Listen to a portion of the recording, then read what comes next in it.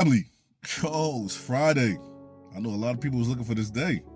The weekend starts tomorrow too. Well, actually it's today, but let's be grateful for today. Because yesterday we can't do nothing about, and a lot of people didn't get a chance to see this day. So every opportunity you get to get better, let's conquer it. But any distraction, any obstacle that comes your way, let's bulldoze right through it. You know, all week I've been giving you stories on the reason why I created God's Word. And as DJ Khaled said, here's another one. You know, we always talk about how emotionally and mentally difficult it is to raise a kid on your own. You know, shout out to these single mothers and single fathers out here. You're doing a great job. Just want to shout you out. But we never talk about the difficulties of the child. Me being raised in a household with a stepfather, for 6 years in the beginning of my life, it was just me and my mother. And my stepdad came around 1989, 1990, just to show you my age. And at that time, I was kind of shocked, like, who is this guy? Because my biological father was still, in and out of my life. So it was strange to me, like, all right, this guy just came out of nowhere. It's just like out of thin air. But I want to say this. We was raised in an era where kids didn't ask questions.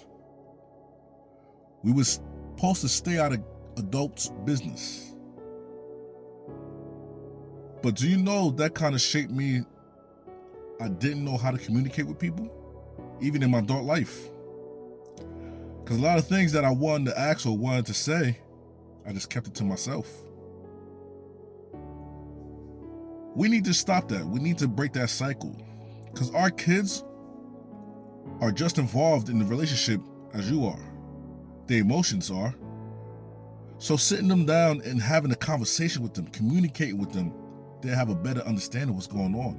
Because they need to understand. We always think the kids don't know what's going on, but they're like sponges. They absorb everything.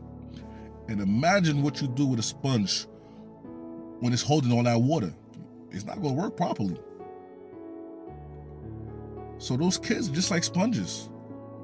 We got to sometimes release all that pressure they're holding on to, so they can be working properly and move on and be great.